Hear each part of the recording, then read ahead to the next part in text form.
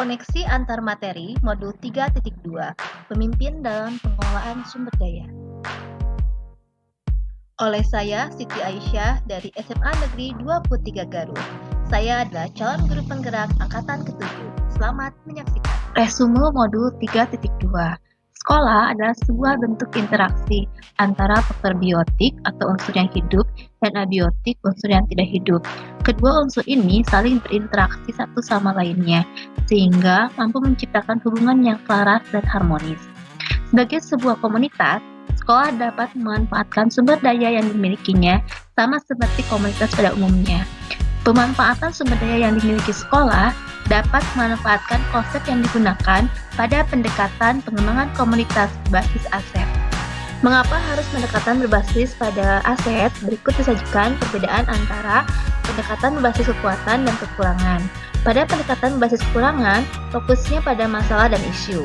Kemudian berkutat pada masalah utama, mengidentifikasi kebutuhan dan kekurangan selalu bertanya pada hal yang kurang, fokus mencari bantuan dari sponsor atau institusi lain, merancang program atau proyek untuk menyelesaikan masalah, mengatur kelompok yang dapat melaksanakan proyek.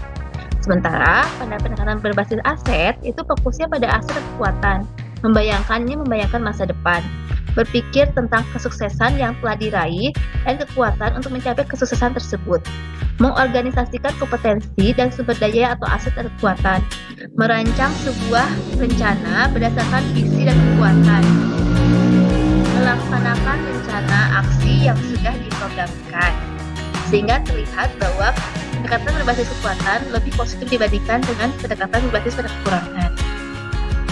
Pendekatan berbasis aset merupakan cara praktis menemukanali hal-hal yang positif dalam kehidupan.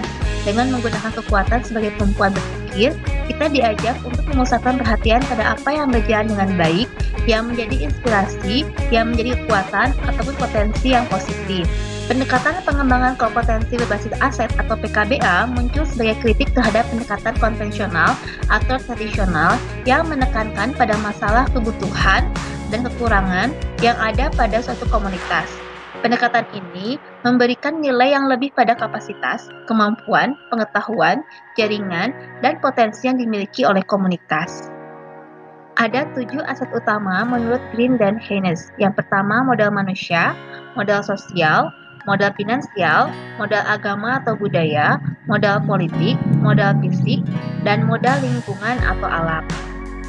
Berikut adalah pertanyaan pematik koneksi materi modul 3.2. Buatlah kesimpulan tentang apa yang dimaksud dengan pemimpin pembelajaran dalam pengelolaan sumber daya dan bagaimana Anda bisa mengimplementasikannya di dalam kelas, sekolah, masyarakat, dan sekitar sekolah. Menjadi pemimpin pembelajaran dalam pengelolaan sumber daya berarti menjadi pemimpin yang menaruh perhatian penuh secara sengaja pada komponen pemberdayaan dan pelibatan komunitas yang kesemuanya mendorong terwujudnya well-being bagi ekosistem pendidikan di sekolah. Jika diibaratkan sebagai sebuah ekosistem, sekolah adalah sebuah bentuk interaksi antara faktor biotik atau unsur hidup dan abiotik atau unsur yang tidak hidup. Kedua unsur ini saling berinteraksi bersama lainnya sehingga mampu menciptakan hubungan yang selaras dan harmonis. Menurut Green dan Haynes, ada 7 aset utama yang disebut sebagai modal utama, yaitu modal manusia, modal sosial, modal politik, modal agama, dan budaya, modal fisik, modal lingkungan alam, dan modal finansial. Dalam pengelolaan sumber daya tersebut dilakukan berdasarkan pendekatan berbasis aset, yaitu menemukanali hal-hal yang positif dalam kehidupan. Dengan menggunakan kekuatan sebagai tumpuan berpikir, kita diajak untuk memusatkan perhatian pada apa yang berjalan dengan baik, yang menjadi inspirasi, yang menjadi kekuatan, atau potensi yang positif. Sehingga, sebagai seorang pemimpin, kita harus bisa mengembangkan semua aset utama yang dimiliki pada komunitas tersebut.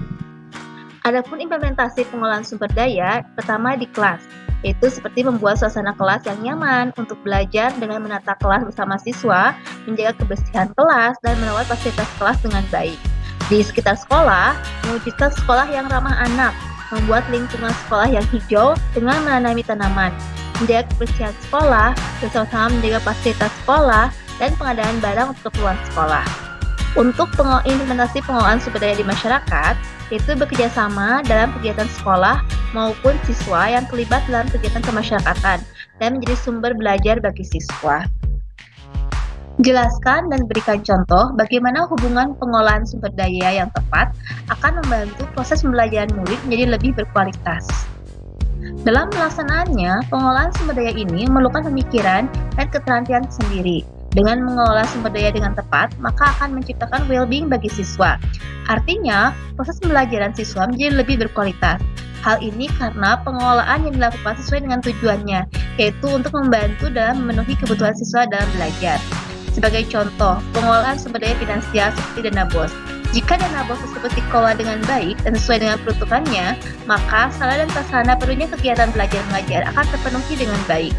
Namun, jika pengelolaan dana BOS tersebut dikatakan dikorupsi atau tidak tepat guna, akibatnya kegiatan siswa dalam belajar di sekolah akan terganggu karena dana BOS tersebut tidak tepat sasaran. Berikan beberapa contoh bagaimana materi ini juga berhubungan dengan modul lainnya yang Anda dapatkan sebelumnya selama mengikuti pendidikan guru penggerak. Dalam modul 1, kita telah mempelajari terkait dengan pemikiran Ki Hajar Dewantara, bahwa maksud dari pendidikan adalah menuntut segala kekuatan kodrat yang ada pada anak-anak, agar mereka dapat mencapai keselamatan dan kebahagiaan yang setinggi-tingginya, baik sebagai manusia maupun anggota masyarakat. Pada kata kekuatan, pada filosofi Ki Hajar Dewantara itu bermaksud pada pengolahan sumber daya yang ada di sekolah secara optimal, sehingga akan berdampak pada peningkatan potensi yang dimiliki oleh siswa. Dalam hal ini, perlu adanya perubahan pada pola pikir atau paradigma dari seluruh komunitas biotik di sekolah, yaitu merujuk pada pemikiran basis aset yang sesuai dengan pola pikir inquiry apresiatif, sehingga akan memunculkan prakarsa perubahan dalam pengolahan sumber daya di sekolah. Tentunya, pengolahan kekuatan dalam hal ini terdiri dari 7 modal utama, yaitu sumber daya manusia, pemberdayaannya, potensi pedagogik guru yang sesuai dengan kurikulum Merdeka Belajar, diantaranya pembelajaran berdiferensiasi seperti pada modul 2.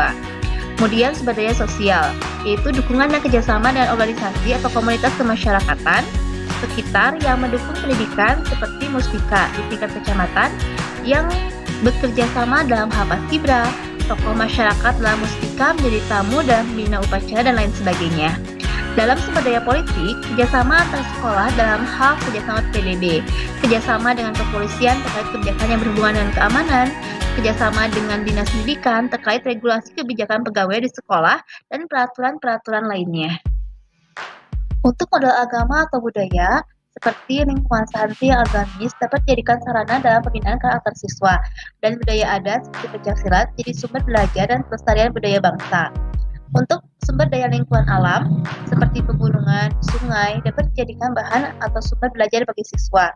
Untuk fisik, sumber daya fisik itu seperti bangunan sekolah, kelas, sarana dan prasarana sekolah lainnya dimanfaatkan sebagai penunjang kenyamanan dan peningkatan pengetahuan siswa dalam belajar. Dan modal finansial seperti dana BOS dapat digunakan dalam pelaksanaan kegiatan yang menunjang pada pembelajaran siswa. Pengelolaan sumber daya ini haruslah sejalan dengan visi dan misi yang ada di sekolah, seperti telah dipelajari pada modul 1. Dan tentunya, tujuan dan visi ini sesuai dengan pembentukan profil pelajar Pancasila yang merupakan unsur kebajikan universal pendidikan di Indonesia. Ceritakan pula bagaimana hubungan antara sebelum dan sesudah Anda mengikuti modul ini, serta pemikiran apa yang sudah berubah di diri Anda setelah Anda mengikuti proses pembelajaran dalam modul ini. Sebelum mempelajari modul ini, saya tidak mengetahui terkait dengan 7 aspek utama dan bagaimana pengelolaannya. Begitu pula tentang pendekatan basis aset maupun kekurangan. Namun, setelah mempelajari modul ini, saya menjadi paham terkait sekolah sebagai ekosistem di mana di dalamnya terdapat sumber daya yang harus dikelola dengan baik, karena akan berdampak pada peningkatan kualitas belajar siswa. Setelah mempelajari modul ini juga, saya menjadi paham bahwa saya harus berubah paradigma saya menjadi paradigma berlandaskan pendekatan aset. Hal ini bertujuan untuk menggali potensi dan kekuatan yang dimiliki sekolah sekecil apapun, sehingga cara pikir kita akan jadi lebih positif. Walaupun katakan sekolah masih memerlukan perbaikan, namun karena pemikiran berdasarkan aset, dalam mewujudkannya sekolah yang maju dapat dimulai dari hal-hal yang kecil, yang nantinya akan berdampak besar juga. Demikian pemaparan saya terkait dengan koneksi materi modul 3.2. Terima kasih telah menyaksikan dan salam guru penggerak.